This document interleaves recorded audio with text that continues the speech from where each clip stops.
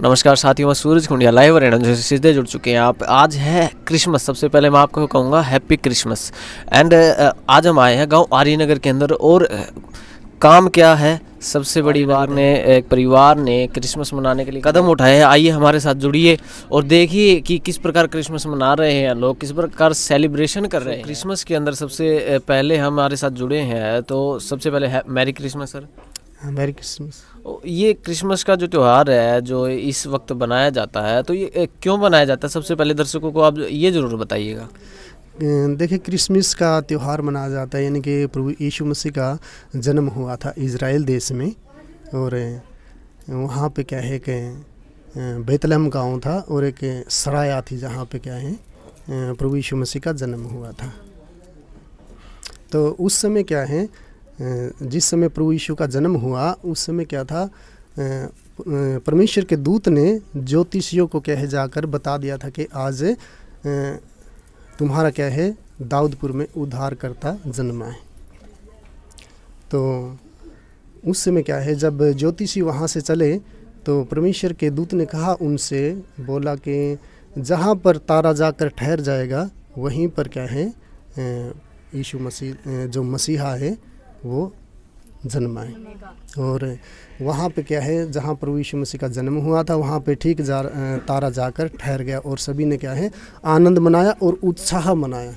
तो उसी प्रोसेस में हम क्या है ये रीति चली आ रही है। सब हमारे हिंदुस्तान के अंदर ही नहीं, पूरी वर्ल्ड पे, पूरी पृथ्वी के ऊपर ही क्या है प्रभु का जन्म मनाया जाता है।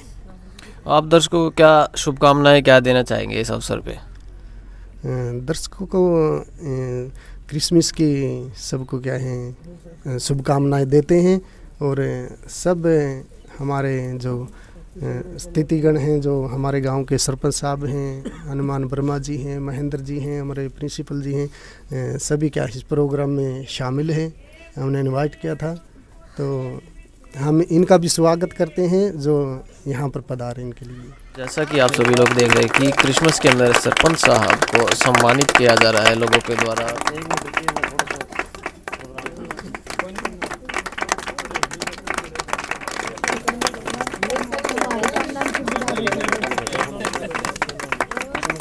जोर से बजाओ सभी।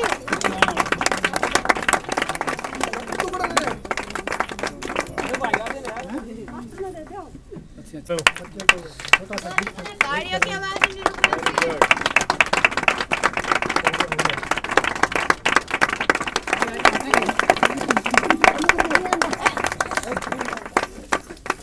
दोनों के लिए इसमें क्या है कि प्रभु यीशु मसीह का जन्म किस प्रकार से हुआ। Hallelujah hallelujah hallelujah hallelujah. और यरूशलेम शहर और बेतलहम गाय दिया था और ज्योतिषियों के आगे आगे चला, उनको जाकर बताया कि प्रभु यीशु मसीह का जन्म क्या है बेतलहम में हुआ। Hallelujah hallelujah. यहाँ पे क्या है, हेरोद देश को जब पता लगा कि प्रभु यीशु मसीह का जन्म कहाँ हुआ है, उसने कहा ज्योतिषियों से बोला कि मुझे भी उसका समाचार आके देना कि दाऊदपुर में कहाँ दाऊद का जो इसका राजा कहाँ हुआ है। Hallelujah hallelujah. और तब क्या है, तारा उनके ज्योतिषियों के आगे आगे चला उनको बताने के लिए कि प्रभु यीशु मसीह का जन्म कहाँ पर हुआ है। हालेलुया। और तारा वहाँ पर जहाँ पर प्रभु यीशु मसीह का जन्म हुआ के 19 अध्याय उसका एक वचन पढ़ेंगे। हालेलुया हालेलुया का क्या मतलब है, यानी कि जब यूहन्ना आत्मा में होके चला गया था तो वहाँ पे क्या देखा, उसने एक बड़ी भीड़ को देखा। हालेलुया। एक बड़ी भीड़ को उसने देखा और जो परमेश्वर की स्तुति कर रहे थे, परमेश्वर की महिमा कर रहे थे। Hallelujah hallelujah. हाँ, क्या है? इसके बाद मैंने स्वर्ग में मानो बड़ी भीड़ को ऊंचे शब्द से यह कहते सुना कि हालेलुया, उद्धार, महिमा और सामर्थ हमारे परमेश्वर की है। Hallelujah hallelujah hallelujah. और सामर्थ हमारे परमेश्वर की। साथियों, हमारे साथ आज गांव आर्यनगर के पंच है और सबसे पहले लोगों को क्या संदेश देंगे और लोगों के क्या बताएंगे। सबसे पहले तो sir merry Christmas. Merry Christmas. Sir ये जो एक अवसर आया है, ये 25 दिसंबर जो होता है, मैरी क्रिसमस का दिन होता है, सर इसके लिए आप आज लोगों को क्या संदेश देंगे? सबसे पहले तो सभी देशवासियों और गांववासियों या राजवीर के घर पहुंचे सभी परिवार को मैरी क्रिसमस पर धन्यवाद। मिलजुल के काम करें और भाईचारे से रहे। आज एक 25 दिसंबर है, मैरी क्रिसमस का दिन है। सर आज आप देशवासियों को क्या संदेश देना चाहेंगे आज के दिन? मेरी तरफ से, मेरे परिवार की तरफ से पूरे हरियाणा प्रदेश को, पूरे देश को और मेरे गांव को, सभी को मैरी क्रिसमस। और जैसा कि अभी जो है बता रहे थे कि ईशा का जन्म इस दिन हुआ, तो सभी को ईशा के जन्म की हार्दिक शुभकामनाएं। प्लस एक बात जोड़ना चाहूँगा कि ईशा मसीह जो थे उन्होंने प्रेम की जोत जगाई थी। तो प्रेम जहाँ होगा, सद्भावना जहाँ होगी, उन्होंने एक चीज़ बताई थी कि प्रेम से सबको रहना चाहिए। तो देन अगर प्रेम है तो सारी चीज़ें हैं, और वही संदेश उन्होंने दिया था, वही संदेश हम दे रहे हैं कि लोग प्रेम से रहे, सद्भावना से रहे, ताकि ये प्रदेश, ये देश, ये गांव उन्नति के और अग्रसर हो सके। यही संदेश जब ईशा ने दिया तो हम कोई दूसरा संदेश तो दे नहीं सकते।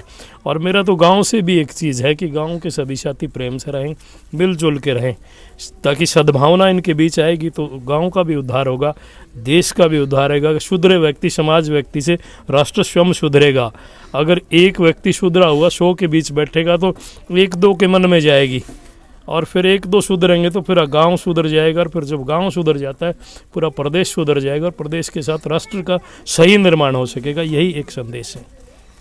आज के दिन ऐसी सभा इकट्ठी हुई है और एक त्यौहार के रूप में मनाया गया है गांव की तरफ से भी, जो सभी लोग इकट्ठे हुए हैं, उस पर आप क्या कहेंगे लोगों को? एक्चुअल में ये देश संत महात्माओं का, पीर पैगंबरों का देश है, और जितने संत इस देश में हुए हैं, मैं तो मेरी तरफ से उन संतों को सभी को नमन करता हूं। और प्लस संतों के दिखाए रास्ते पर जो चलेगा तो इसमें कोई दो राय नहीं, फिर सही निर्माण होगा। तो ईशा को तो भगवान कहते हैं, और भगवान जो है ना, जो भी कहते हैं वो सत्य होता है, तो इसका मतलब है सत्य पर चलना चाहिए। सिक्किम के अंदर भी हमारे जवान हैं जो शहीद हुए हैं, उनके बारे में आप कोई श्रद्धांजलि या कोई बात हो, कोई ऐसी कहना चाहें तो कोई ज़रूर रखिएगा। इस देश को सही तरीके से अगर कोई चलाता है तो सैनिक चलाता है। अगर सीमाओं पे सैनिक ना हो तो फिर हमारा कोई औचित्य नहीं है। यहाँ जो है ना 1 मिनट में अफरा तफरी मच जाएगी। हम तो उनको ग्रांड सैल्यूट करते हैं जो सीमाओं पर रह के, इन परिस्थितियों में रह के, आज यहाँ जब टेम्परेचर मतलब 10-15 डिग्री है तभी लोग ठिठुर गए, और वो लोग शून्य उसमें -4 से भी नीचे होता है।